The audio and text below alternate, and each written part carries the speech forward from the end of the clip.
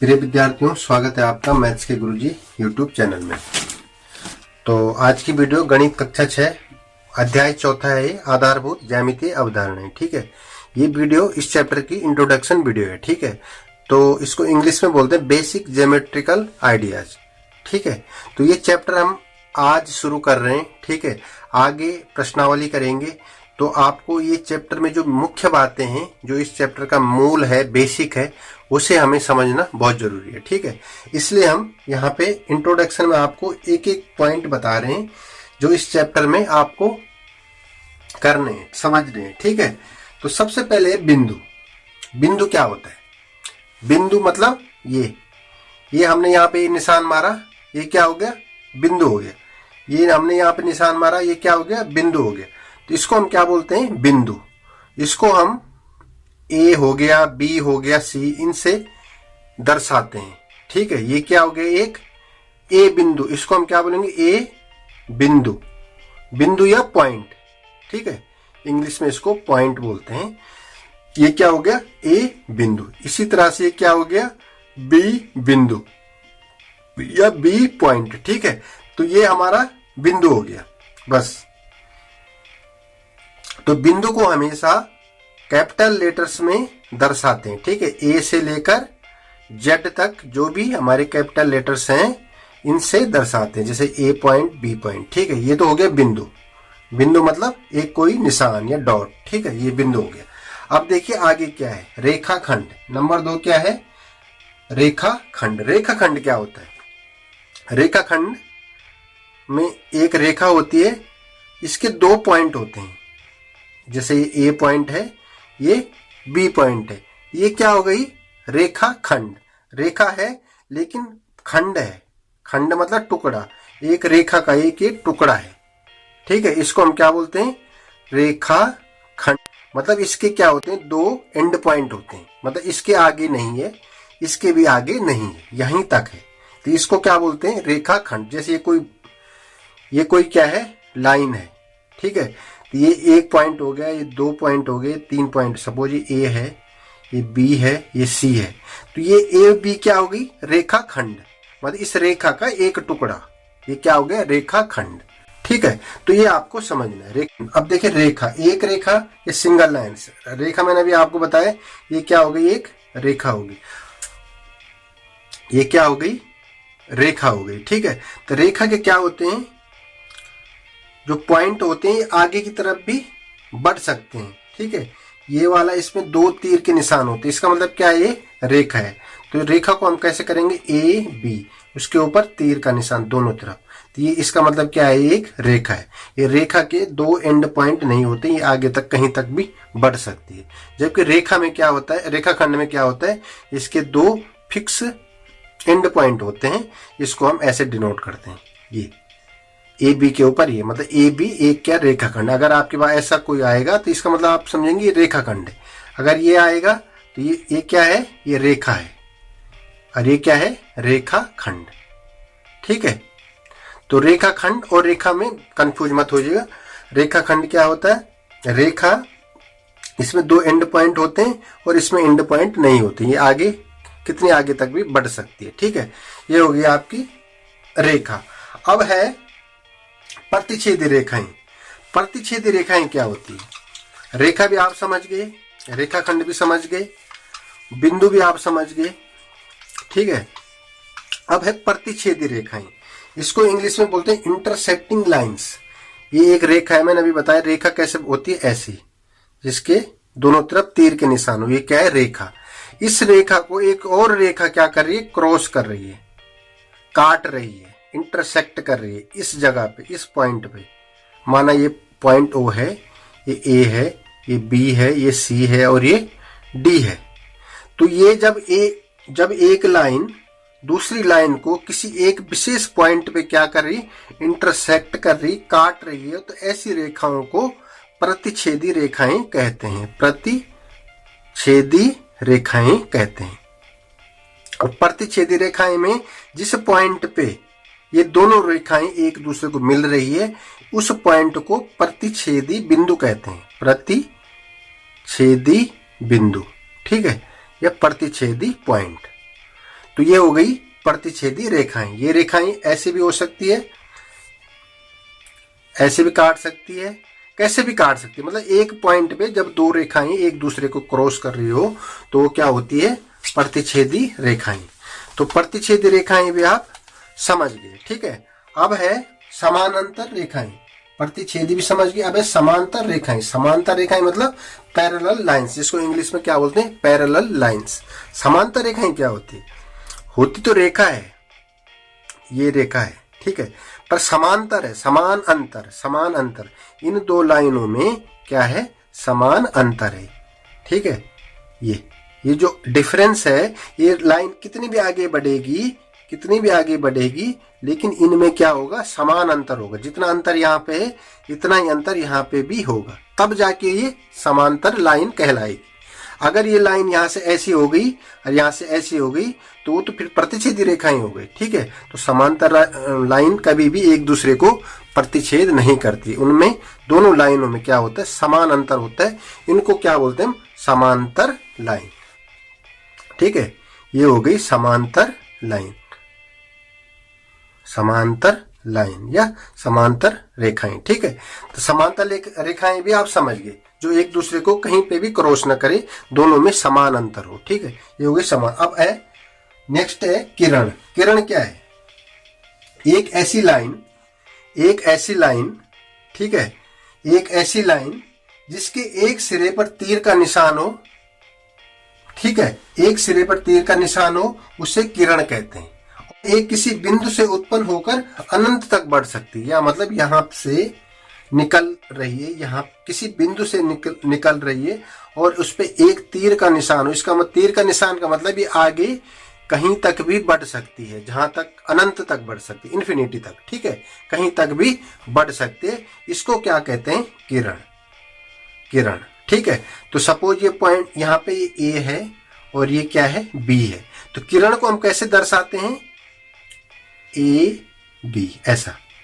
ये हो गई किरण, ठीक है। अभी इससे पहले समांतर लाइन को कैसे दिखा रहे थे, वो भाई रेखाखंड को ऐसे, और ये तो हो गई किरण, ये हो गई रेखाखंड, और ये हो गई सिंगल लाइन रेखा ए बी। तो रेखा को कैसे, ऐसे।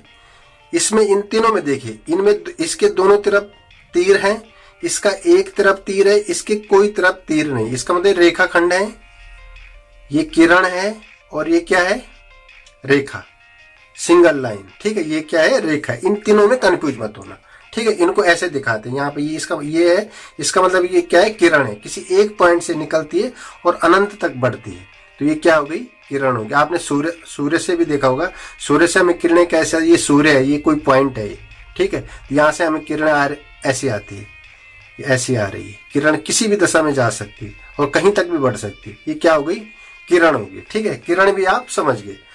अब है वक्र। नेक्स्ट क्या है, वक्र। वक्र को बोलते हैं इंग्लिश में कर्व। वक्र को बोलते हैं कर्व, मतलब टेढ़ी मेढ़ी लाइन, ऐसी टेढ़ी मेढ़ी लाइन ऐसी जा रही है, तो ये क्या हो गया, ये वक्र हो गया। ऐसा भी हो सकता है ये, और वक्र हमेशा दो टाइप के होते हैं। ये तो खुला वक्र हो गया, और ऐसा भी हो सकता है। ये भी एक वक्र है, ये भी क्या है, एक, पर ये क्या है, इसको बंद वक्र बोलते हैं, इसको खुला वक्र बोलते हैं, ठीक है। बंद वक्र, खुला वक्र, तो दो टाइप के वक्र होते हैं। ये क्या हो गया, टेढ़ी मेढ़ी लाइन, ये वक्र हो गया। आपने रोड देखी होगी, ऐसी भी रहती है ना पहाड़ों में, ऐसी रोड, ये क्या होगी, कर्व, ये कर्व हो गया, ये कर्व हो गया। तो बस आपको इतना समझना है वक्र क्या होता है। टेढ़ी मेढ़ी लाइनें जब ऐसी जाती है तो ये क्या होते हैं, वक्र होते हैं। ये संरचना को हम वक्र बोलते हैं। ये वक्र दो प्रकार के होते हैं, खुले वक्र, ये खुला हो गया, ये बंद हो गया। ये भी एक वक्र हो गया, ये भी एक वक्र हो गया, ठीक है। ये भी एक वक्र हो गया, ये बंद वक्र है। तो वक्र बस इतना ही समझना आपने वक्र के बारे में, ठीक है। वक्र दो प्रकार के होते हैं, खुले वक्र और बंद वक्र। अतः टेढ़ी मेढ़ी लाइनों से बनी आकृति को वक्र कहेंगे, ठीक है। वक्र के बाद है बहुभुज, ठीक है। थोड़ा यहाँ बढ़ा देते इसको, बहुभुज। बहुभुज का मतलब, बहुभुज, बहु मानी बहुत सारी, भुज मानी भुजाएं, ठीक है।